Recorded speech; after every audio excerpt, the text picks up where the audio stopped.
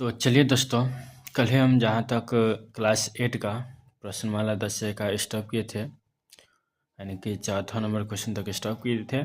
उसके बाद आज चलते हैं क्वेश्चन नंबर 5वां से, जो कि क्वेश्चन यहाँ पर हम लिख चुके हैं। तो देखिएगा, और अगर अच्छा लगे तो चैनल को जरूर सब्सक्राइब कीजिएगा। ठीक, चलिए तो हम चलते हैं। इसमें सवाल क्या कर रहा है कि देखते हैं। यहाँ पर सवाल कह रहा है क्या कि हरिपाल ने 400 रुपया में एक रेडियो खरीदकर 15% हानि में उसे बेचा। कि हरिपाल ने 400 रुपया में एक रेडियो खरीदकर 15% हानि में उसे बेचा, तो विक्रय मूल्य ज्ञात कीजिए। यानी कि 400 रुपया में एक रेडियो को खरीदा है और खरीद करके कितने रुपया में बेच दिया? 15% हानि में बेचा। तो विक्रय मूल्य यानी कि कितना रुपया में बेचा है, ये हमें मालूम करना है। तो सबसे पहले हम हल करेंगे, और हल करने के बाद लिखेंगे क्या कि इसका देखिए क्रय मूल्य हो गया कितना, तो क्रय मूल्य हो गया इसका रुपया 400। ठीक, और इसके बाद हानि प्रतिशत कितना है, तो हानि प्रतिशत हो गया कितना? 15%। ठीक, तो अब हमें लेकिन विक्रय मूल्य नहीं मालूम है, तो लिख देंगे विक्रय मूल्य। विक्रय मूल्य बराबर क्या होगा। ठीक, तो चलिए दोस्तों, यहाँ पे लिख चुके हैं क्या कि सवाल क्रय मूल्य मेरा हो गया 400, हानि प्रतिशत बराबर 15%, और विक्रय मूल्य क्या होगा। तो सबसे पहले हमें निकालना होगा हानि। विक्रय मूल्य निकालने के लिए सबसे पहले हमें क्या निकालना होगा? हानि। तो हानि बराबर क्या होता है कि हानि निकालना होता है, तो इसका फॉर्मूला होता है कि हानि अगर प्रतिशत दिए हुआ है और क्रय मूल्य भी दिए हुआ है, तो इसका फॉर्मूला होता है क्या कि हानि प्रतिशत और उसके बाद हो जाएगा गुना क्रय मूल्य। हानि प्रतिशत गुना क्रय मूल्य और बटे में हो जाएगा 100। ठीक, तो हानि प्रतिशत कितना है? 15, गुने क्रय मूल्य कितना है? 400, और नीचे में हो जाएगा 100। दोनों जीरो से दोनों जीरो कटेगा। ठीक, तो देखिए 15 चौके 60, तो कितना रुपया हो गया हानि? 60 रुपया हानि हो गया। ठीक, अब हमें निकालना है विक्रय मूल्य। तो विक्रय मूल्य बराबर हो जाएगा क्या? विक्रय मूल्य बराबर हो जाएगा, विक्रय मूल्य बराबर क्या हो जाएगा कि क्रय मूल्य। ठीक, क्रय मूल्य, तो विक्रय मूल्य बराबर क्या हो जाएगा? क्रय मूल्य माइनस हानि। ठीक, क्रय मूल्य माइनस हानि। तो क्रय मूल्य मेरा कितना है? देखिए क्रय मूल्य है मेरा 400 रुपया। ठीक, तो लिख देंगे 400 माइनस हानि। हानि कितना रुपया है? 60 रुपया, तो लिख देंगे 60 रुपया। अब बराबर में हो जाएगा आंसर, 400 में से अगर 60 को माइनस करेंगे तो हो जाएगा 340 रुपया। तो अब देखिए विक्रय मूल्य हो गया 340 रुपया, लेकिन खरीदा था कितना में? 400 में, और बेच दिया 340 में, तो 60 रुपया हानि हुआ। कितना प्रतिशत हुआ? तो 15%। ठीक, चलिए तो देख लीजिए। अब हम चलते हैं नेक्स्ट सवाल की तरफ। ठीक, चलिए अब सवाल नंबर 6 में चलते हैं। इसको अब चलिए देते हैं इसको। ओके, तो अब दोस्तों 6 नंबर सवाल है क्या, कह रहा है कि यदि कोई व्यापारी एक टेलीविज़न 20,300 रुपया में बेचता है तो उसे 12% लाभ होता है।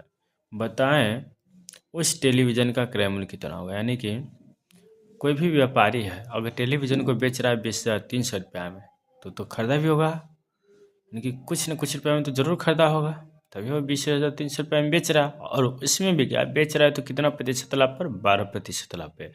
ठीक, तो हमें क्रय मूल्य ज्ञात करना है कि कितना में वो खरीदा है। तो सबसे पहले हम हल करेंगे, और करेंगे क्या कि हम सबसे पहले लाभ निकालेंगे। लाभ प्रतिशत दिया तो हम लाभ निकालेंगे। तो लाभ बराबर हो जाएगा क्या कि, तो लाभ निकालेंगे तो उससे पहले क्या हो जाएगा? 20,300। ठीक, लाभ हमें निकालना है 12%। 12/100, दोनों से दोनों जीरो काटेंगे, हो जाएगा कितना? 12 36, और इसका हो जाएगा 3, और 12 दूनी 24, 2,436 रुपया। ये हो गया लाभ। ठीक, तो अब हमें निकालना है क्या चीज़? लाभ भी हमें मालूम हो गया, और हमें विक्रय मूल्य भी मालूम है। ठीक, तो हमें लाभ भी मालूम है और विक्रय मूल्य भी मालूम है, तो हमें क्रय मूल्य अब निकालना है। तो क्रय मूल्य का फॉर्मूला होता है क्या, तो लिख देंगे सबसे पहले क्या? क्रय मूल्य बराबर क्या हो जाएगा कि विक्रय मूल्य माइनस लाभ, तो लिख देंगे यहाँ पर विक्रय मूल्य माइनस लाभ। तो विक्रय मूल्य कितना हो गया 20,300, 20,300 माइनस लाभ कितना हो जाएगा 2,436। तो देखिए अब घटाएंगे तो 10 में से 6 गया तो यहाँ पर लिखेंगे 4, ठीक। और बच गया 9, 9 में से 3 गया तो 6, बच गया 2, 2 में से 4 जाएगा नहीं, तो 12, 12 में से 4 गया तो 8। और तो इसके बाद बचेगा क्या कि यहाँ पर 9, 9 में से 2 गया तो 7 और 1, यानी कि 17,864 रुपया क्रय मूल्य हो गया, ठीक। चलिए दोस्तों, तो देख लीजिए सवाल को, छोटा ही सवाल था, तो घबराने की ज़रूरत है नहीं, बस फॉर्मूला अगर याद है तो बन जाएगा, ठीक। चलिए अब चलते हैं नेक्स्ट सवाल की तरफ। चलते हैं अब सवाल नंबर 7वां, ठीक। अब इसको मिटाते हैं।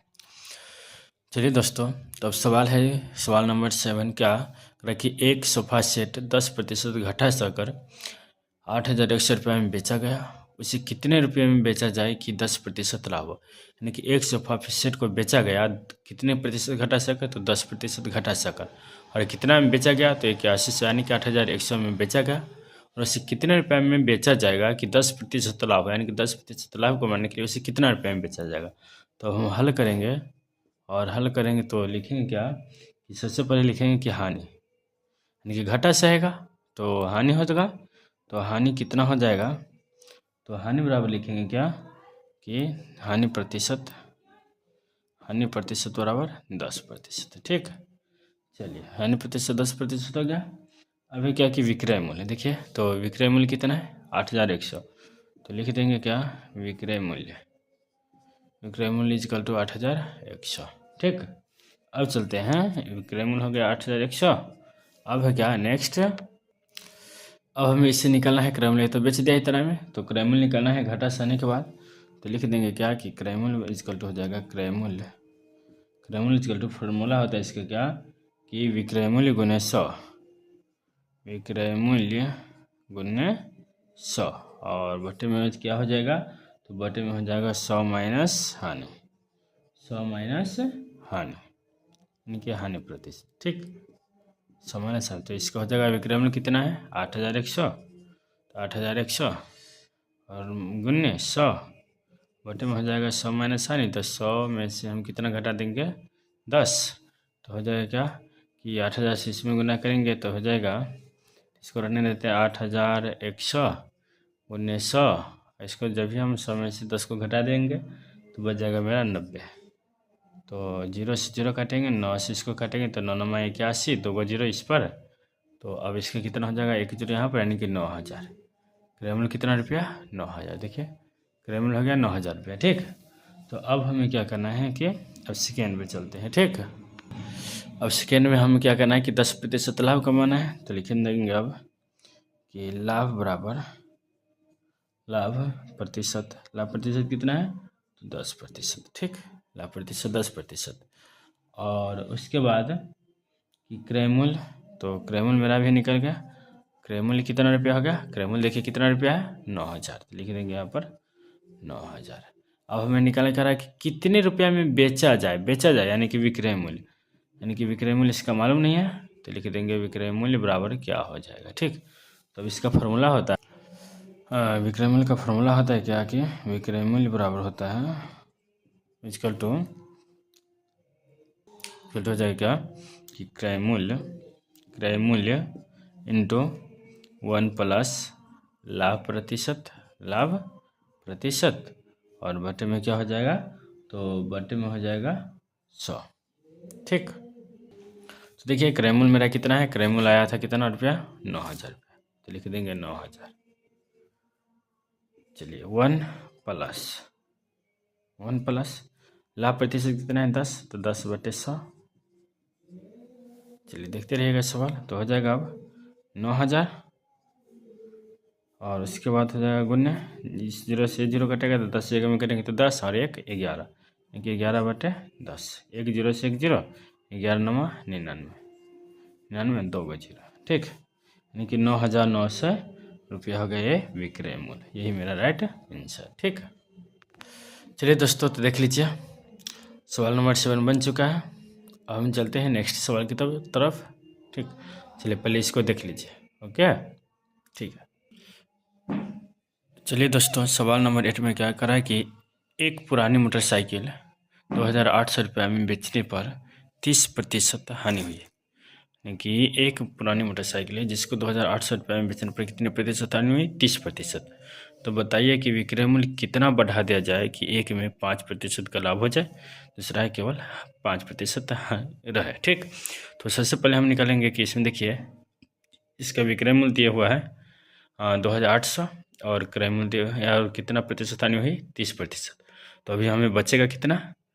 तो बचेगा हमें 70%। तो हम निकालेंगे सबसे पहले क्या कि क्रय मूल्य हल करेंगे, निकालेंगे क्रय मूल्य बराबर हो जाएगा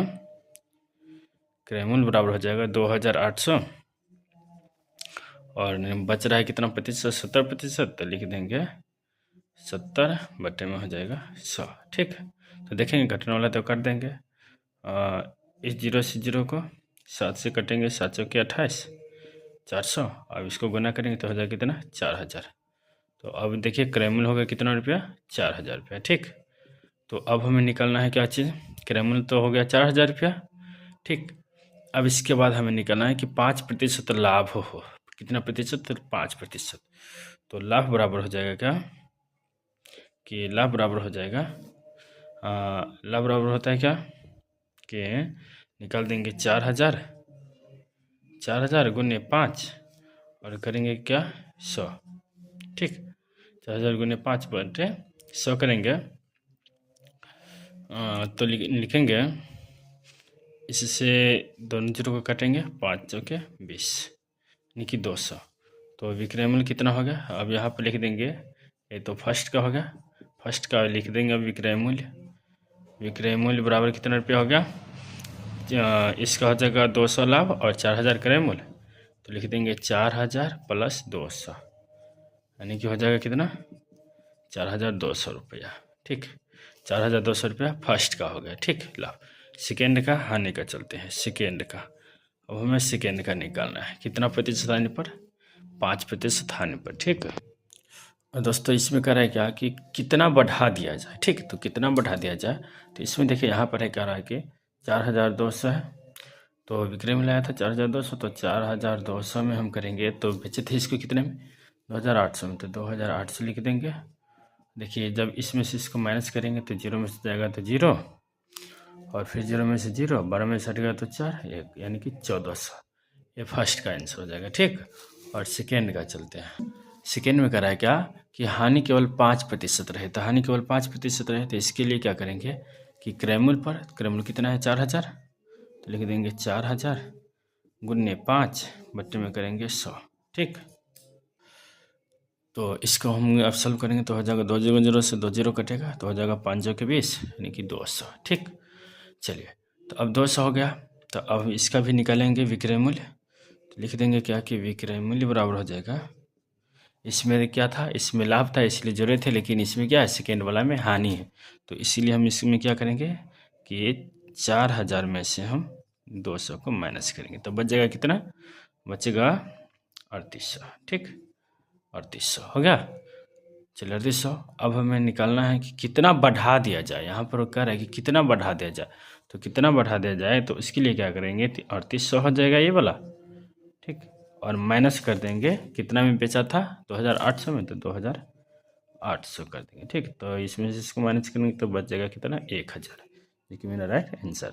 यानी कि ये हो गया सेकेंड का आंसर और ये हो गया फर्स्ट का आंसर। ठीक है, तो देख लीजिए दोस्तों। ठीक है, आज हम रहने देते हैं यहीं तक। चलिए एक बार देख लीजिए, मिलान कर लीजिए और उसके बाद क्या कीजिएगा, अगर नहीं समझ में आएगा तो दोबारा वीडियो को रिपीट कर लीजिएगा ताकि अच्छे से समझ में आए। और अगर आप अभी तक सब्सक्राइब नहीं किए हैं तो प्लीज़ सब्सक्राइब कर दीजिएगा और लाइक भी कर दीजिएगा। ठीक है, चलते हैं।